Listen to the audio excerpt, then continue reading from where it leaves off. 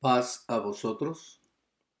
Vamos a continuar con el tercer propósito de este tema general, el propósito de las pruebas en la vida cristiana. Leamos la cita bíblica base de este tema en Hechos capítulo 14, verso 21 y 22. Y después de anunciar el Evangelio a aquella ciudad y de hacer muchos discípulos, volvieron a Listra, a Iconio y a Antioquía, confirmando los ánimos de los discípulos, exhortándoles a que permaneciesen en la fe y diciéndoles, es necesario que a través de muchas tribulaciones entremos en el reino de Dios. Pablo y Bernabé exhortaban a los discípulos a continuar en el camino del Señor aún en medio de muchas tribulaciones y dificultades. Hermanos, las dificultades van a venir en la vida del creyente porque Dios tiene un objetivo que se ha dispuesto a alcanzar en la vida de cada uno de nosotros. Y estamos meditando en tres propósitos u objetivos del por qué y para qué Dios las usa en nuestras vidas. El primer propósito o objetivo es para fortalecer nuestro carácter y madurez. Y el segundo propósito o objetivo es mostrar nuestra fidelidad a Dios. A través de estos dos primeros propósitos, Dios nos ha mostrado que las pruebas son necesarias y útiles para cada uno de nosotros y que todos nosotros sin excepción las vamos a pasar. Por tanto, le ruego que preste atención a estos consejos de parte de Dios para que esté preparado para ese día si aún no le han llegado o para que tenga la actitud correcta de enfrentar esa prueba en estos momentos, recordando que las pruebas nos ayudan a fortalecer nuestro carácter y madurez y también a mostrar nuestra fidelidad a Dios. Hoy meditaremos en este último y tercer propósito de este tema general. Este tercer propósito es llevar mucho fruto.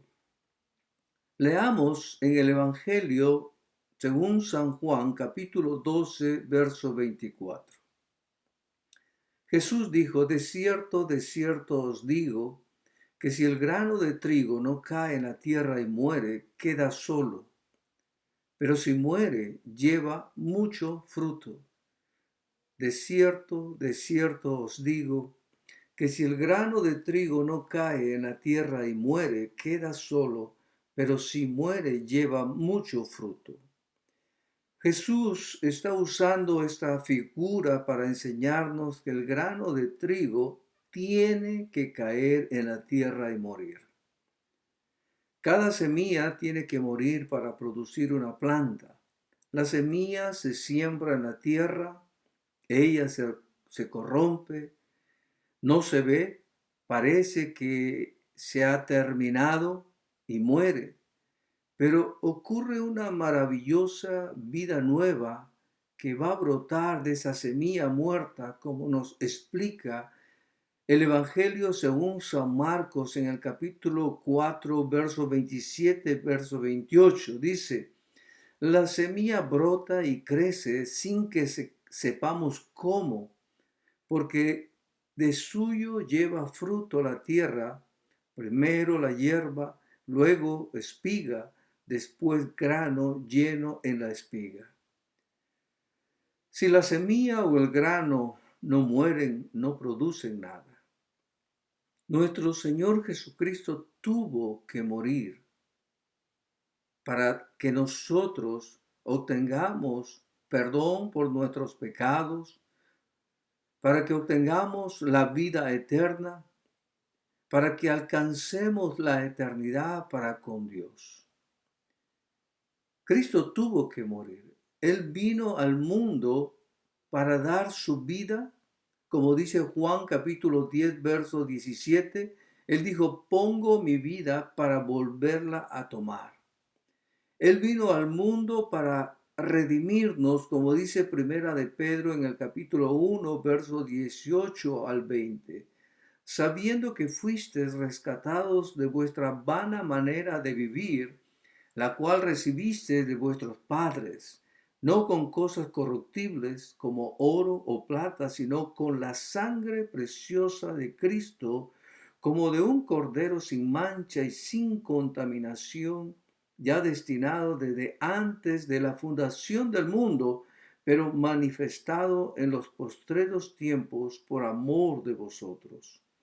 Él vino al mundo para comprar su iglesia. Hechos capítulo 20, verso 28 dice, por tanto, mirad por vosotros y por todo el rebaño en que el Espíritu Santo os ha puesto por obispos para apacentar la iglesia del Señor, la cual él ganó por su propia sangre.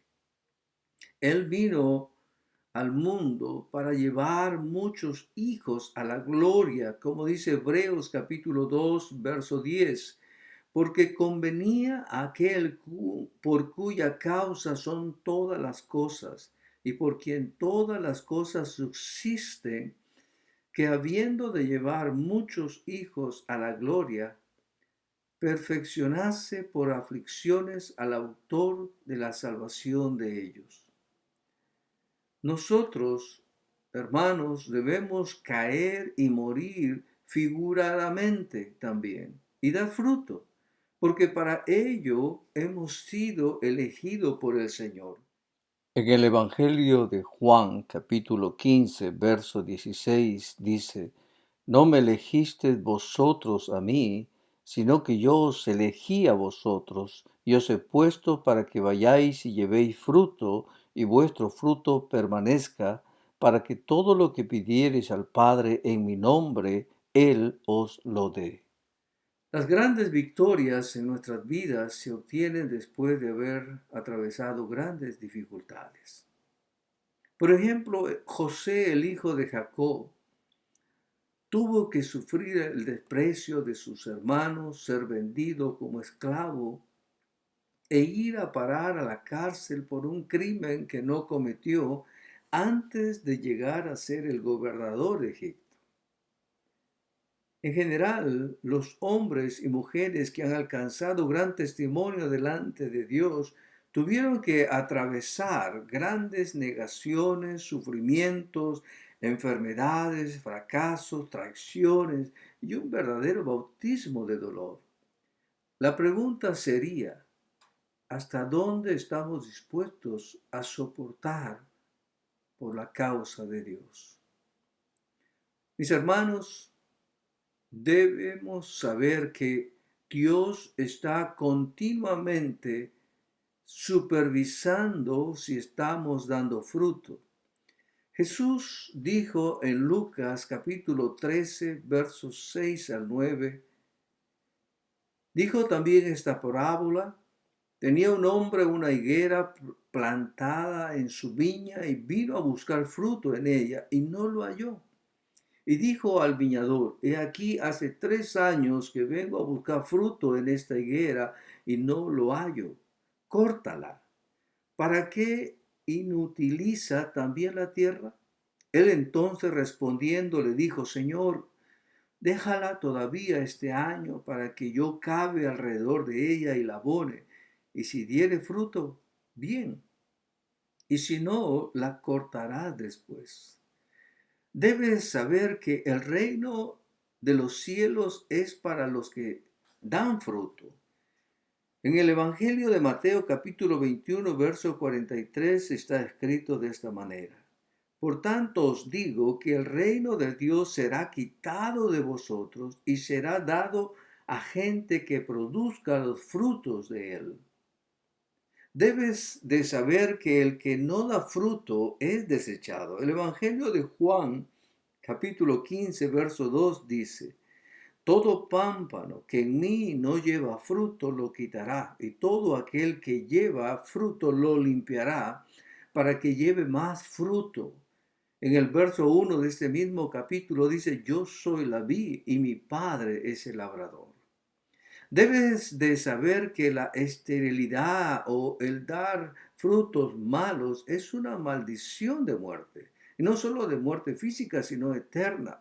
El Evangelio de Mateo capítulo 3, verso 10 dice, y ya también el hacha está puesta a la raíz de los árboles. Por tanto, todo árbol que no da buen fruto es cortado y echado en el fuego.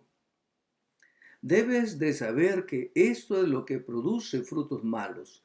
Dice el libro de Gálatas capítulo 5, verso 19 al 21.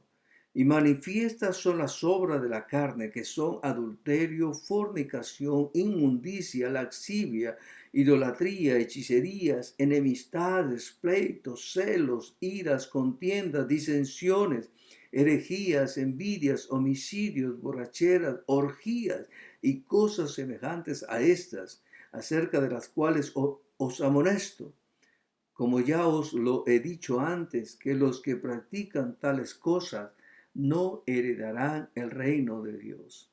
Debes de saber que el estar unidos a la vid es estar unidos a Cristo. Y esto produce frutos dignos de arrepentimiento. Gálatas capítulo 5, versos 22 al 25 dice, mas el fruto del Espíritu es amor, gozo, paz, paciencia, benignidad, bondad, fe, mansedumbre, templanza. Contra tales cosas no hay ley.